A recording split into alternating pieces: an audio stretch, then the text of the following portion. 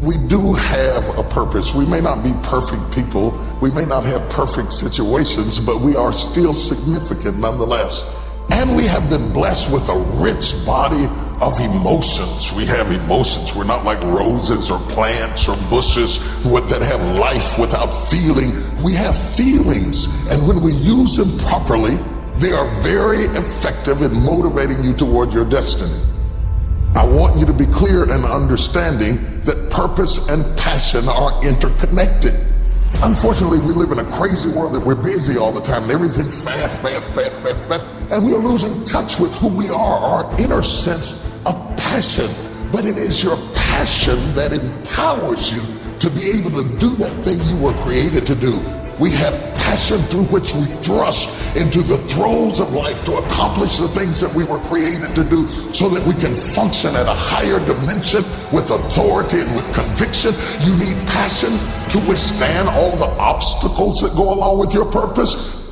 Just because you're living on purpose doesn't mean you're going to have problems. You're going to need thrust to be able to get up off the ground and to step into the field of your dreams. Even if you have not landed on the thing, at least get in the territory of the thing you are dreaming to do and that you hope to accomplish to do. And through that passion, you're able to ignite things you have never ignited before. I hear you, I hear you, I hear you. You're saying, I don't feel a thing. All of us go through times that we don't feel anything at all. But in order to ignite passion again, you have to be exposed. Get out of the boat, Peter. Walk on the water. Go do something you've never done before. Get involved. Get connected.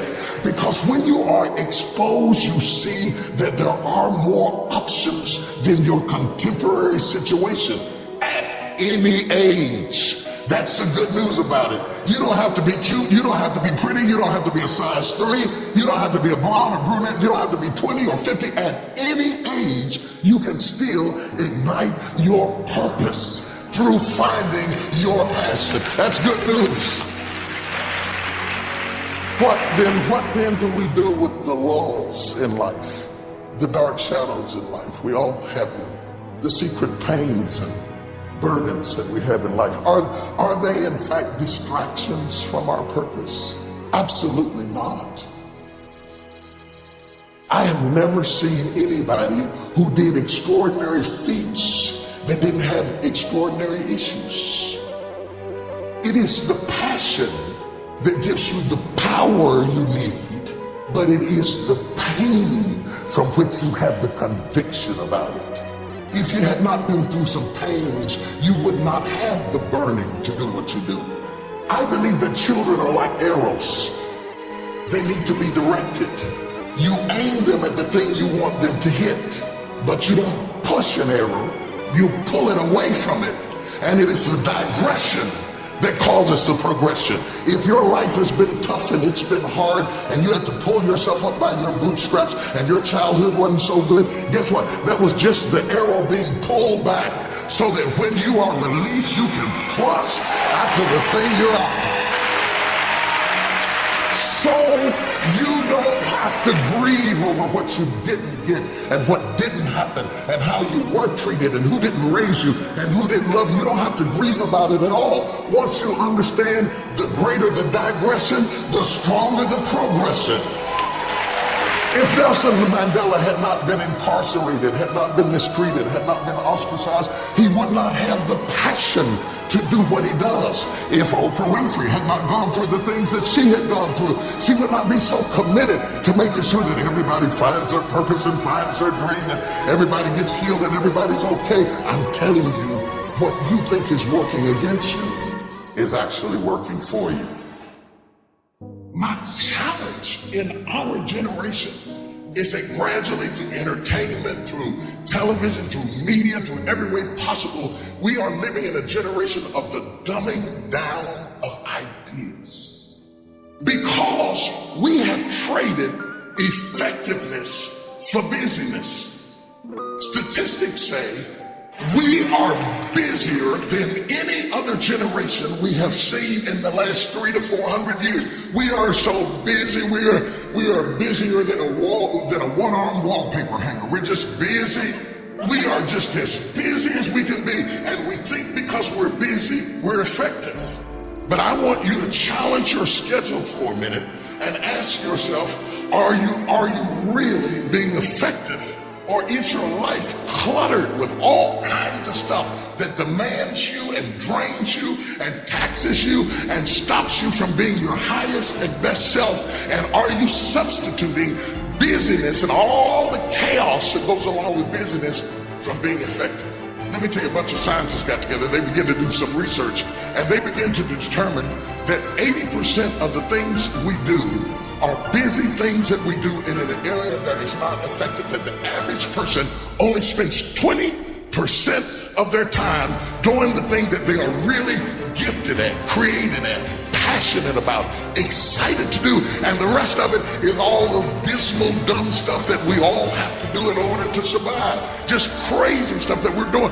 Wonder what would happen if we would go from doing 80% of things that are busy but not effective and 20% of the things that are really effective if we would switch those numbers around and only give 20% of our time to the things that we have to do and 80% of our time to the thing that we were created to do.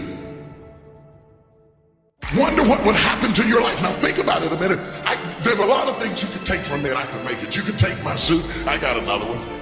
You could take my car, I could get another one. You could take my house, I could get another house. But when you take my time, you have taken something from me that is totally irreplaceable.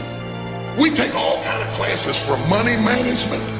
We know how to manage our money. We know how to repair our houses. We're working on our hair and our bodies and all of this kind of stuff. We do everything except the most important thing is to value our time.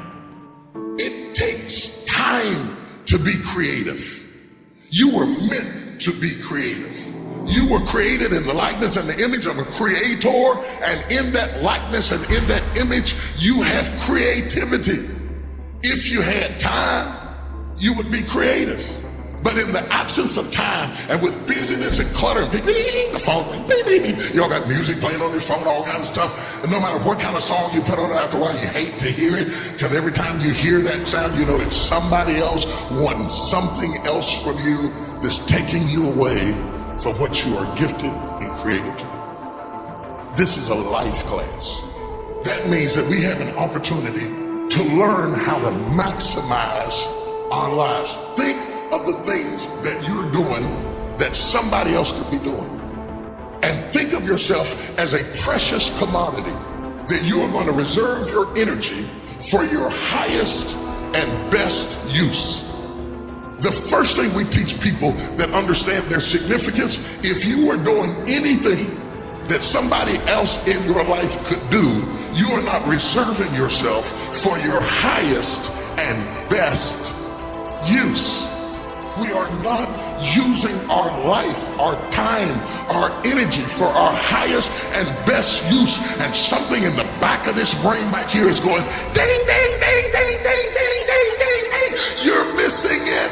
You're missing your life, your purpose, your passion, your excitement, your enthusiasm. And through these classes, what we want to do is shake you and rattle you and stir you up to understand that every moment is a gift, every second is a gift, every thought is a gift, every idea is a gift, every opportunity is a gift, everybody you meet is a gift. You are gifted with opportunities, and I want to show you how to begin to maximize what you've got. People will define you by how they met you. Whether it may be girlfriend, mother, banker, whatever it is, if they define you right there, they put a period. But if you have the capacity to do more, turn that period into a comma.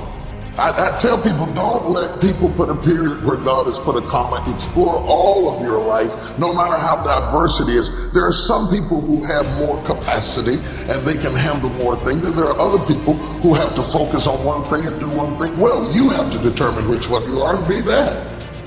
Now, a lot of people don't know how to get over the past. They don't know how to forgive. They confuse forgiving with forgetting.